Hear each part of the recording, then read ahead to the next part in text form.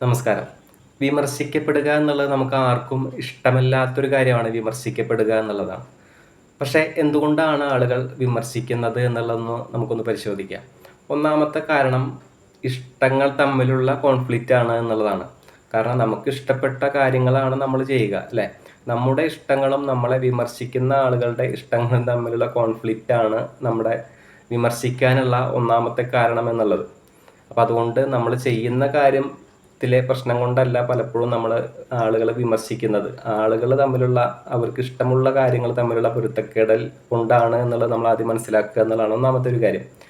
രണ്ടാമത്തെ കാര്യം എന്നുള്ളത് ആളുകൾക്ക് പരിചിതമല്ലാത്തൊരു പുതിയ കാര്യം നമ്മൾ ചെയ്യുമ്പോൾ നമുക്ക് വിമർശനങ്ങൾ പൊതുവെ നേരിടേണ്ടി വരും എന്നുള്ളതാണ്. പലപ്പോഴും നമ്മൾ കേട്ടിട്ടുണ്ടാവില്ലേ, കമ്പ്യൂട്ടറൊക്കെ വന്ന കാലത്ത് ഏറ്റവും കൂടുതൽ പഴി കേൾക്കേണ്ടി വന്നൊരു കാര്യമാണ് നമ്മളെ നിലവിലുള്ള ജോലി സാധ്യതകൾ കുറയും എന്നുള്ളത്. പക്ഷേ ഇന്ന് ഏറ്റവും കൂടുതൽ ജോലി സാധ്യതകളുള്ള ഒരു മേഖലയായിട്ട് കമ്പ്യൂട്ടർ വളർന്നു എന്നുള്ളത് നമുക്ക് എല്ലാവർക്കും അറിയാം. അതുകൊണ്ട് ഒരു പുതിയ കാര്യത്തെ വിമർശിക്കുക എന്നുള്ളത് പൊതുവായിട്ടുള്ളൊരു കാര്യമായിട്ട് നമ്മൾ കാണുന്നതാണ്. അപ്പോൾ അതുകൊണ്ട് നമ്മളൊരു പുതിയ കാര്യം ചെയ്യുന്നത് കൊണ്ടാവാം ഒരുപക്ഷെ നമ്മൾ വിമർശനം കേൾക്കേണ്ടി വരുന്നത് എന്നുള്ളതാണ് രണ്ടാമത്തെ കാര്യം.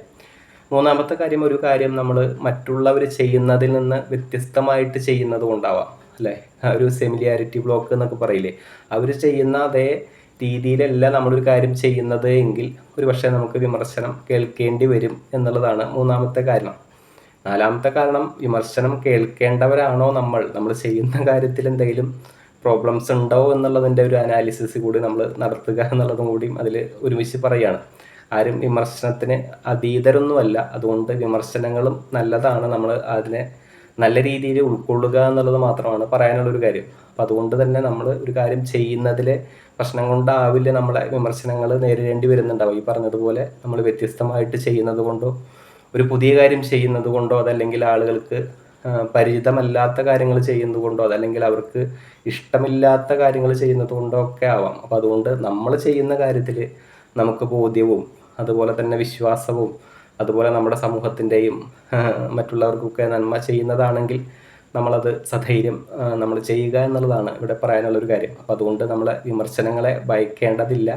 നമ്മൾ സധൈര്യം നമ്മുടെ ആ ഒരു കാഴ്ചപ്പാടിൽ നിന്ന് കാര്യങ്ങളെ മുന്നോട്ട് കൊണ്ടുപോകാനായിട്ട് ശ്രമിക്കുക. Thank you.